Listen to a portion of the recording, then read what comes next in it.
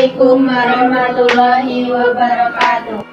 Kami dari kelompok 2, tugas farmakognosi akan menjelaskan materi tentang respirasi pada tumbuhan. Respirasi adalah proses mobilisasi energi yang dilakukan jasad hidup melewati pemecahan senyawa berenergi tinggi untuk dipergunakan dalam fungsi hidup. Kalau kita berbicara tentang respirasi tumbuhan, maka hal tersebut merupakan proses penyerapan molekul oksigen yang terdapat di udara bebas untuk menghasilkan air, karbon dioksida, dan energi sehingga tumbuhan tersebut bisa tumbuh dan berkembang. Mitokondria adalah organel dengan sebutan energi powerhouse dari sel-sel.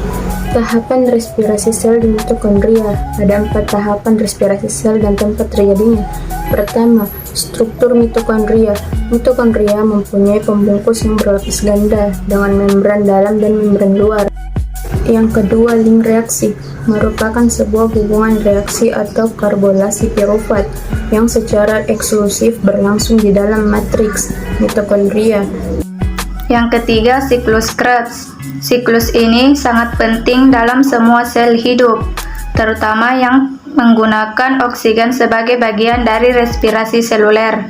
Siklus ini terjadi di dalam matriks mitokondria dan terlibat dalam konversi karbohidrat, lemak, protein menjadi karbon dioksida, dan air untuk menghasilkan bentuk energi yang dapat digunakan.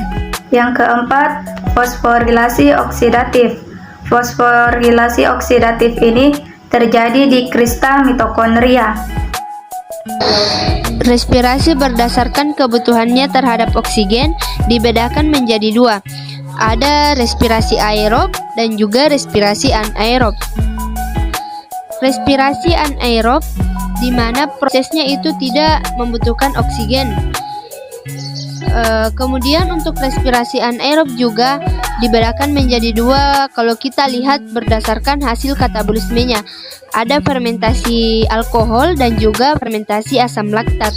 Tentu prosesnya juga berbeda. Fermentasi alkohol adalah proses biologi di mana gula seperti glukosa, fruktosa, dan sukrosa diubah menjadi energi seluler dan juga menghasilkan etanol dan karbon dioksida sebagai produk sampingan. Karena proses ini tidak membutuhkan oksigen melainkan kamir yang melakukannya, maka fermentasi etanol digolongkan sebagai respirasi aerob.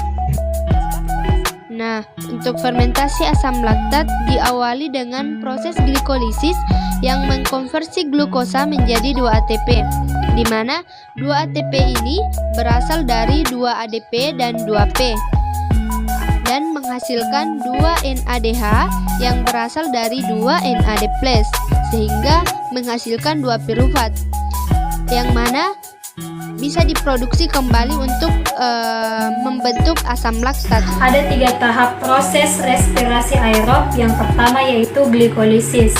Glikolisis adalah proses pemecahan glukosa senyawa dengan 6 atom karbon menjadi asam piruvat senyawa dengan 3 atom karbon. Proses glikolisis ini terjadi di sitoplasma dalam 2 reaksi, yaitu endergonik yang membutuhkan ATP dan eksergonik yang menghasilkan ATP. Seperti pada gambar bagan yang tertera, glukosa adalah monomer dari karbohidrat. Nah, yaitu monosakarida atau karbohidrat yang paling sederhana. Glukosa akan mengikat satu fosfat dari ATP adenosin trifosfat sehingga berubah menjadi ADP adenosin difosfat menjadi glukosa 6-fosfat. Nah, glukosa 6-fosfat akan mengalami isomerasi menjadi fruktosa 6-fosfat yang kemudian akan mengikat satu fosfat dari ATP dan berubah menjadi fruktosa 1,6 difosfat. Setiap pengikatan satu fosfat akan merubah ATP menjadi ADP. Selanjutnya, fruktosa 1,6 difosfat kemudian dipecah menjadi 2 senyawa, yaitu PGAL fosfogliseraldehid yang membentuk senyawa BPGA bifosfogliseraldehid. Proses ini akan menghasilkan NADH yang merupakan bentuk energi yang dapat berubah menjadi ATP, di mana NADH yang berasal dari NAD+. Selanjutnya BPGA membentuk senyawa PGA dan dirubah menjadi asam pirufat. Nah, pada proses ini BPGA kehilangan satu fosfat yang kemudian bergabung dengan ADP sehingga menjadi ATP. PGA yang telah berubah menjadi asam pirufat tidak mengandung fosfat, di mana fosfatnya telah bergabung dengan ADP dan membentuk ATP. Selanjutnya yaitu tahap siklus Krebs. Tahap yang pertama adalah proses pembentukan sitrat. Dalam proses ini terjadi penggabungan molekul asetil-CoA dengan aksoloasetat yang membentuk asam sitrat yang dibantu oleh enzim asam sitrat sintase. Sitrat yang dihasilkan dari proses sebelumnya kemudian diubah menjadi isositrat dengan bantuan enzim akotinase yang mengandung Fe2+. Proses dekarboksilat atau perombakan pertama kali isositrat yang terbentuk dari tahap sebelumnya dioksidasi menjadi aksolosuksinat yang terikat oleh enzim isositrat dehidrogenase. Pada tahap ini juga isositrat diubah menjadi alfa ketoglutarat oleh enzim yang sama dan dibantu oleh NADH. Terjadinya proses pengubahan alfa ketoglutarat menjadi siklosil CoA oleh enzim alfa ketoglutarat kompleks dan proses oksidasi. Suksinil CoA kemudian diubah menjadi suksinat, tidak hanya dibantu dengan enzim. Tahap pengubahan ini dibantu oleh Mg2+ dan GDP. Fosforilasi oksidatif adalah suatu lintasan metabolisme dengan penggunaan energi yang diloloskan oleh oksidasi nitrogen untuk berproduksi ATP dan memproduksi gas oksigen menjadi cairan. Walaupun jumlah bentuk kehidupan di bumi menggunakan berbagai jenis nitrogen, nyaris semua organisme menjalankan fosforilasi oksidatif untuk berproduksi ATP.